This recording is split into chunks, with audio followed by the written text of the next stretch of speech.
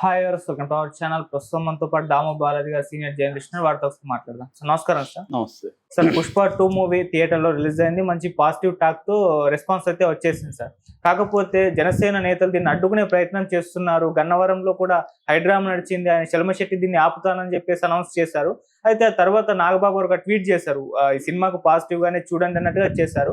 ఆ ట్వీట్ తర్వాత నేను విరమించుకున్నట్టు సినిమా రిలీజ్ చేయడానికి ఓకే చెప్పినట్టుగా వార్తలు వినిపిస్తున్నాయి సార్. మొత్తంగా ఈ వ్యవహారాన్ని ఏ విధంగా చూడొచ్చు? ఇటు మెగా వైపు నుంచి సినిమా రెస్పాన్స్ ఏ విధంగా ఉంది? ఒక సాయిధరం తేజ్ తప్పితే ఇంకెవరు కూడా రెస్పాండ్ అవ్వలేదు. మరి మీరేం చెప్తారు సార్ ఈ వ్యవహారం పైన? యాక్చువల్ గా అల్లు ఫ్యామిలీకి మెగా ఫ్యామిలీ మధ్య ఎప్పటి నుంచో గొడవలు ఉన్నాయి.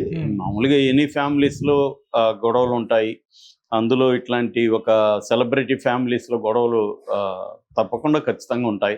పైకి ఎంత అన్యోన్యంగా ఉన్నట్టు కనబడినా లోపల అనేక ఇష్యూస్ ఉంటాయి. మామూలుగా ఇద్దరు స్నేహితుల మధ్య, భార్యాభర్తల మధ్యనే ప్రాబ్లమ్స్ ఉన్నప్పుడు కుటుంబాల్లో ప్రాబ్లమ్స్ ఉండవు అని చెప్పలేము.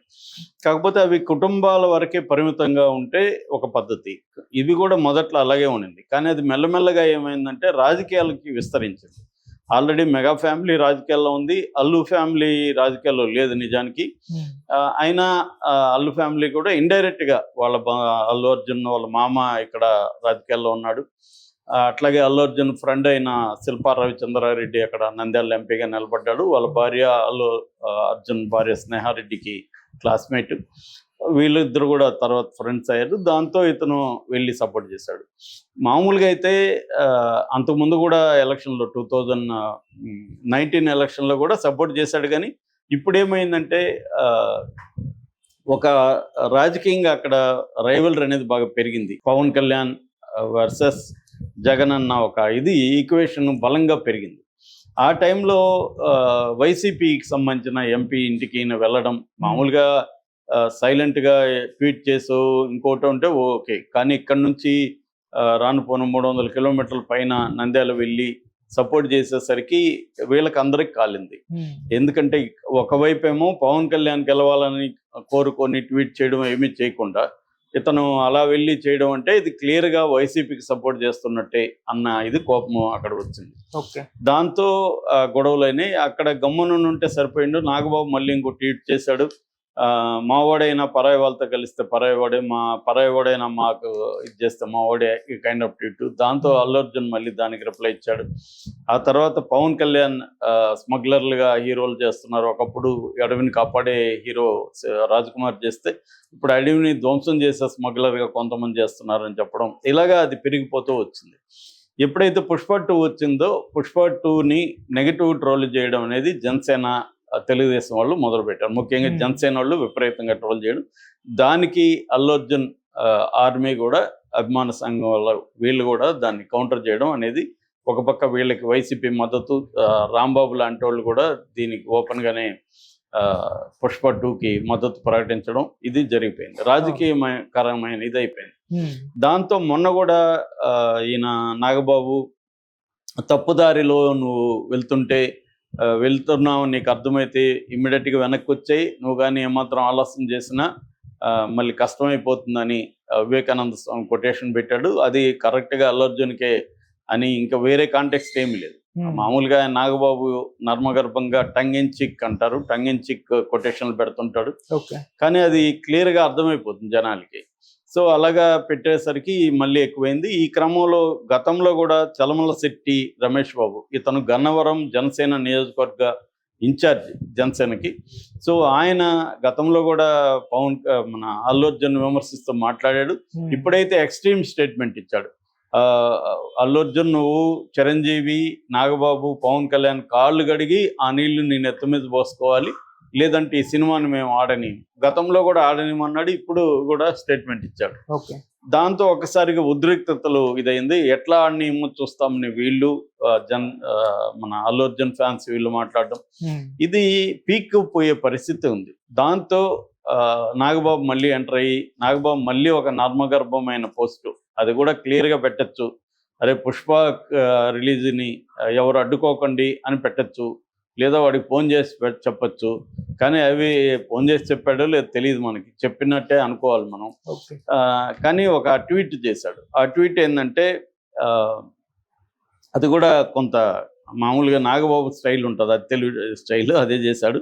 24 క్రాఫ్ట్ల కష్టము, వందల మంది టెక్నీషియన్ల శ్రమ, వేల మందికి ఉపాధి కలిగించి కోట్లాది మందిని అలరించే ఆ, పరిశ్రమ తెలుగు సినిమా పరిశ్రమ. అలాంటి ప్రతి సినిమా కూడా విజయవంతం అవ్వాలని మనం కోరుకోవాలి. సినిమాని సినిమాగా చూసి ఆదరించండి. ఇది మెగా అభిమానులకి ఇతర సినిమా అభిమానులకి నా విజ్ఞప్తి అన్నట్టుగా ఆయన పెట్టాడు. సో ఎక్కడా కూడా పుష్ప సినిమా విజయవంతం అవ్వాలని ఆయన కోరుకోలేదు. అంటే వాళ్ళు ఇండైరెక్ట్ గా సినిమా మీద సినిమా జోలికి రాకండి అని చెప్పారు తప్ప పుష్ప సినిమా జోలికి రాకండి, పుష్ప సినిమా విజయవంతం అవ్వాలని వాళ్ళు కోరుకోలేదు. అంటే క్లియర్ గా వాళ్ళ ఫ్యామిలీలో విభేదాలు ఇప్పటికీ అలాగే ఉన్నాయి. ఓన్లీ ఏంటంటే ఆయన ఈ సినిమాని అడ్డుకుంటే పవన్ కళ్యాణ్కి ఇబ్బంది అవుతుంది పొలిటికల్ గా. ఎందుకంటే పవన్ కళ్యాణ్ ఇంత పర్సనల్ గ్రడ్జ్ పెట్టుకొని చేయిస్తున్నాడు అనేది పవన్ కళ్యాణ్కి ఇబ్బంది అవుతుంది అనేది ఒక కారణం. రెండో కారణం, ఇప్పుడు ఈ సినిమాని అడ్డుకుంటే సంక్రాంతికి గేమ్ చేంజర్ వస్తుంది, దానికి కూడా ఇదే కథ కదా. అప్పుడు వాళ్ళు అడ్డుకుంటే వీళ్ళేమి సమాధానం చెప్పలేరు కదా. రేపు వాళ్ళు కూడా ఇటు వైసీపీ ఫ్యాన్స్, ఇటు అల్లు అర్జున్ ఫ్యాన్స్ కూడా దాన్ని కూడా నెగిటివ్ ప్రచారం చేస్తారు కదా. రేపు అది దెబ్బ తగులుతుంది కదా. అందుకని కూడా ఈయన బ్యాలెన్స్డ్గా ఇబ్బంది పెట్టినట్టుగా జనాల్లోకి వెళ్తే రేపు మనకి ప్రాబ్లం అవుతుందని నాగబాబు పెట్టుండే అవకాశాలు కనిపిస్తున్నాయి. ఈ రెండు కారణాలు. ఒకటేమో పవన్ కళ్యాణ్కి బ్యాడ్ నేమ్ వస్తుంది, ఎందుకంటే వాళ్ళ రైవలరీ ఉండొచ్చు, వాళ్ళ గొడవలు ఉండొచ్చు, ప్రతి ఫ్యామిలీలు ఉంటాయి. దాన్ని వ్యాపారాల్ని ఇంతకుముందు కూడా పవన్ కళ్యాణ్ జగన్ మీద ఇదే కదా ఆరోపించాడు. నా సినిమాల్ని దెబ్బతీసి ఆర్థికంగా దెబ్బతీయడానికి జగన్ చేస్తున్నాడని పవన్ కళ్యాణ్ ఆరోపించాడు. మరి అదే పవన్ కళ్యాణ్ ఇప్పుడు వేరే వాళ్ళ సినిమాల్ని, అది కూడా తన ఫ్యామిలీలో ఉండే వాళ్ళ సినిమాల్ని ఆడనీయకుండా చేసి దెబ్బతీస్తే పవన్ కళ్యాణ్కి అది బాగా బ్యాడ్ నేమ్ వస్తుంది. సో అందువల్ల పవన్ కళ్యాణ్ సూచన మేరకే నాగబాబు ఇలాంటి ట్వీట్ చేశారు. అతన్ని ఆపినట్టుగా ఉంది. అసలు ఫస్ట్ ఆఫ్ ఆల్ ఏంటంటే రమేష్ బాబు అనే ఆ వ్యక్తి అలాంటి స్టేట్మెంట్ ఇచ్చినప్పుడు అతని మీద చర్య తీసుకోవాలి కదా. నువ్వు ఎవరిని అడిగిరా ఇస్తున్నావు, మా కాళ్ళు కడిగి నీళ్లు పోసుకోమని చెప్పే వ్యవహారం నీకేంటి అని అడగాలి కదా. అదేమీ లేదు. అంటే క్లియర్గా వీళ్ళు ఈ రెండు కారణాలతో చేసినట్టు కనబడుతుంది. ఒకటేమో ఇతను కూడా సినిమాల్లో మన పవన్ కళ్యాణ్ అంటే సినిమాలు అతను గాడిని ఆడకపోయినా పర్లేదు, ఎందుకంటే అతను మెయిన్ ప్రొఫెషన్ పొలిటికల్లే.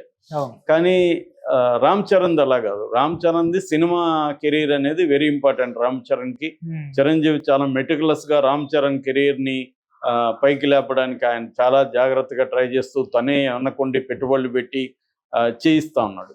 ఎందుకంటే తను యాక్టివ్గా ఉన్నప్పుడే కొడుకును కూడా సూపర్ స్టార్ చేయాలన్న దీంట్లో అతను చేస్తున్నాడు. ఈ క్రమంలో ఒక పెద్ద సెక్షన్ని, అంటే ఇటు వైసీపీకి బలమైన 40% ఓట్లు పడ్డాయంటే 40% ఓటర్లు వైసీపీ అనుకున్నట్టే కదా. వాళ్ళకి క్యాడర్ ఉంది, అట్లాగే అల్లు అర్జున్కి ఫ్యాన్స్ ఉన్నారు. సో వీళ్ళందరూ యాంటీ అయితే రేపొద్దున గేమ్ చేంజర్ కూడా, ఆల్రెడీ గేమ్ చేంజర్ మీద ఇంత హైప్ లేదు, పుష్ప 2కున్న హైప్ గేమ్ చేంజర్ మీద లేదు. ఎందుకంటే శంకర్ ఆల్రెడీ ఫ్లాప్ సినిమాలు తీస్తున్నాడు. ఇది కూడా ఏందో సాగుతీస్తా వస్తున్నట్టుంది. రిలీజ్ చేసిన పాట కూడా చాలా ఓల్డ్ గా, విజువల్స్ కూడా అంత ఎఫెక్టివ్ గా లేవు. ఇటువంటి సందర్భంలో పైగా అది పాన్ ఇండియా సినిమా లాగా కూడా ఏమీ కనిపించట్లేదు. ఇటువంటి కాంటెక్స్ట్ లో గేమ్ చేంజర్ కి యాంటీగా కానీ ఒక వేవ్ లాగా కసిగా చేస్తారు కదా, మన సినిమాని అడ్డుకున్నారు అని ఒక కసి ఉంటది. అందుకని దీన్ని ఆపడానికి